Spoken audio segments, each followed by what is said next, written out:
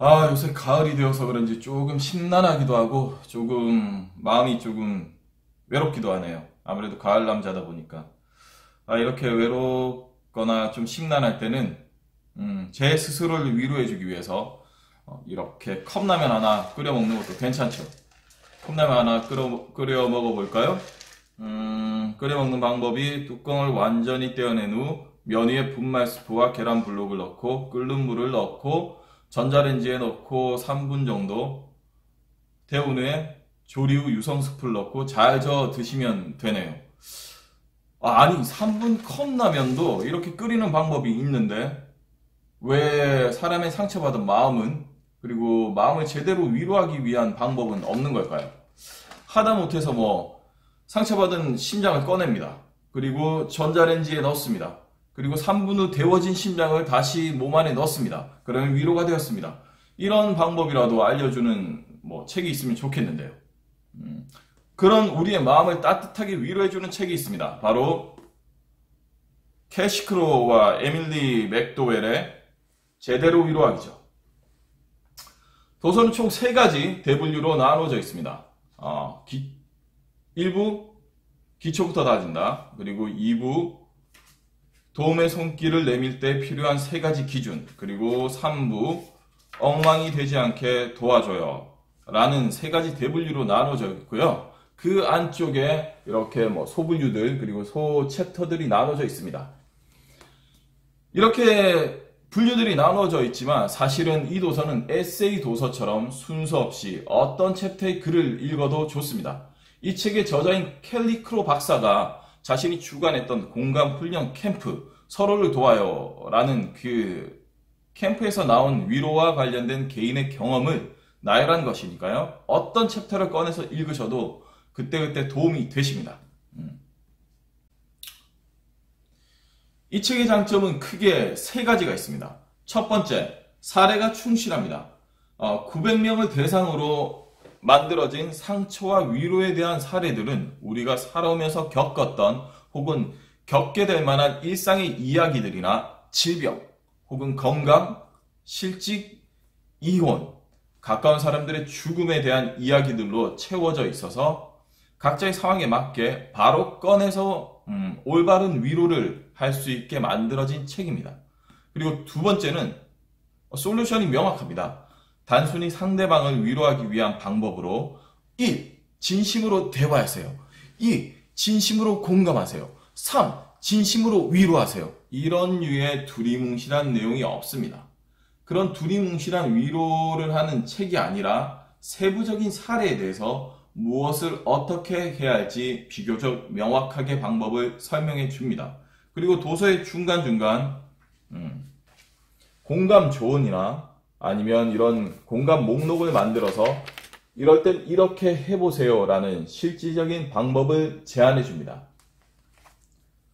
가령 상대방을 위로할 때 나도 그렇게 했을 때 그런 기분이었어 이런 위로가 아니라 먼저 상대방에게 공감을 해서 내 기분은 좀 어때? 나한테도 그런 일이 있었는데 하지만 내가 알고 싶은 건 너가 어떻게 지내는 거야 라는 이런 그 세부적인 방법들을 설명해 주는 게 큰 장점이죠. 세 번째 장점은 번역과 편집입니다. 제대로 위로하기는 번역과 편집이 제대로 되어 있습니다. 도서의 내용들은 물론 좋습니다. 허나 구슬이 서말이어도 꿰어야 보배잖아요. 이 도서가 그렇습니다. 다양한 사례와 명확한 솔루션. 하지만 그 도서의 내용 자체가 상처와 위로에 대한 이야기다 보니 이를 잘못 번역하거나 혹은 편집한다면 중구난방처럼 느껴질 가능성이 높죠.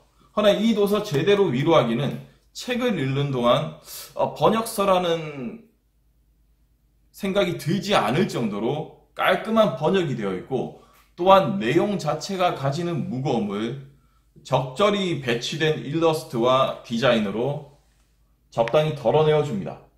그리고 이렇게 말하고자 하는 주제와 사례에 대한 방법 등을 이렇게 포인트를 줘서 독자가 지루함 없이 책을 볼 수 있도록 도와줍니다.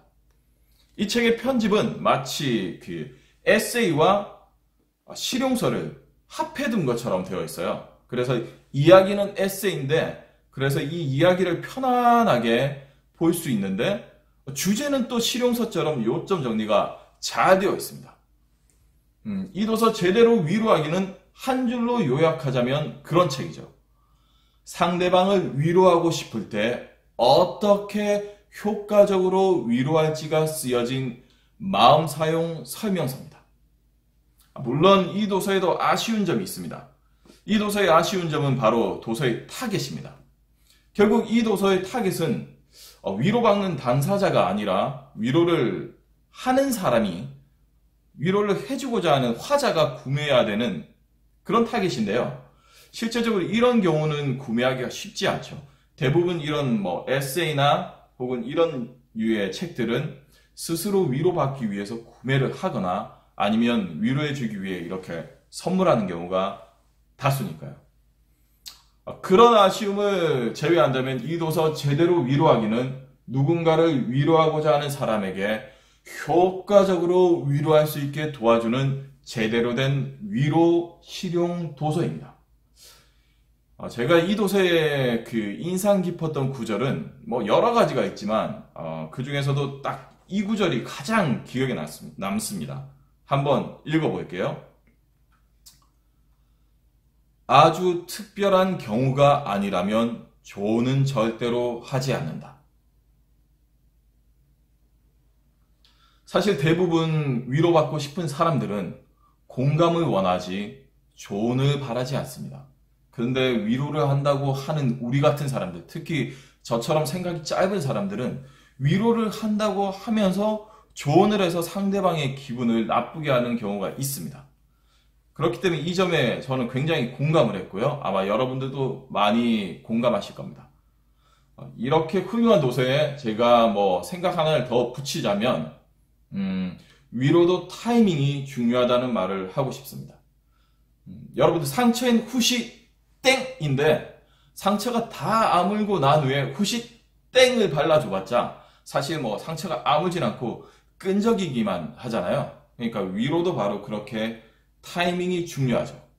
자, 그럼 오늘 도서 제대로 위로하기의 리뷰를 마치면서 우리 한번 그럼 그 제대로 위로하기 연습을 해볼까요?